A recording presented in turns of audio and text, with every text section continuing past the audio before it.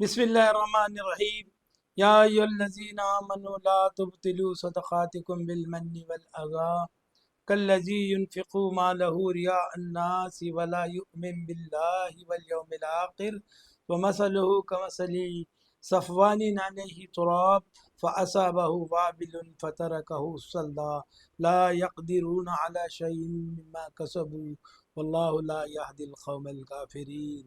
حضرات، میں نے آپ کے سامنے سورۃ بقرہ سورۃ نمبر 2 کی آیت نمبر 264 کی تلاوت کیا ہوں۔ اللہ تعالیٰ فرما رہے ہیں کہ اے لوگوں جو ایمان لائے ہیں تو آپ اپنے صدقات کو ضائع نہ کرو۔ اگر ضائع کرتے ہیں تو اس کی مثال دی ہے کہ ایک چکنی چٹان پر وہ بندہ لا کر روز جمع کرتا ہے مال کو، اور اوپر سے بارش آ جاتی ہے اور وہ مال نہیں ہے بلکہ مٹی ہے، بوڑا ہے۔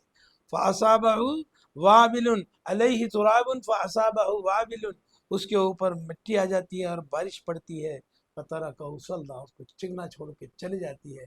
آدمی کو اختیار ہی نہیں ہے کہ وہ ڈھے ہوئے مال کو جمع کر سکے۔ وہ جو تعریف تو نے دنیا میں لے لیا ہے، اس تعریف کے بعد آپ اللہ سے کوئی امید نہیں رکھ سکتے کہ مجھے اس کا کوئی ریٹرن یا کوئی ثواب مجھے یا میرے قبیلے یا خاندان کو ملے گا۔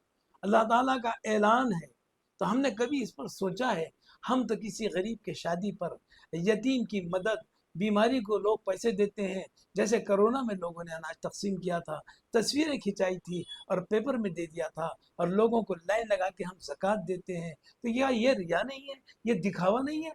اور دکھانے کے بعد کہیں ذکر نکلتا ہے، کہیں ٹاپک چلتا ہے تو آپ بولتے فلاں کام تو میں نے کرایا تھا، فلاں شادی کو پیسے تو میں نے دیا تھا، اس کو کھانا تو میں نے کھلایا تھا، وہ پریشان تھا تو میں نے علاج کرایا تھا۔ آپ نے اپنے کام کو دنیا ہی میں ضائع کر دیا۔ قرآن کی نص کے حساب سے کہہ رہا ہے کہ وہیں تیری تعریف اور واہ واہ ہو گئی، تصویر چھپی، لوگوں نے واہ واہ کیے، لوگوں نے اس کی تعریف کیا، تو آپ نے ضائع کر دیا ہے۔ یہ کیا کر رہے ہیں ہم کیا کر رہے ہیں؟ ہم کو سوچنا چاہیے کہ ہم اللہ سے تجارت کریں۔ تجارت کیسا ہے؟ الذین ينفقون مالہ سرا وعلانیہ یرجون تجارتا لن تبور۔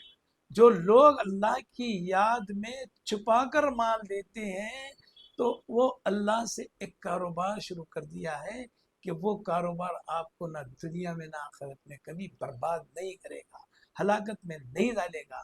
یہی قرآن کا سبق ہے، اور یہی ہم کو حاصل کرنا چاہیے اور اس پر عمل کرنا چاہیے۔ جزاکم اللہ خیر۔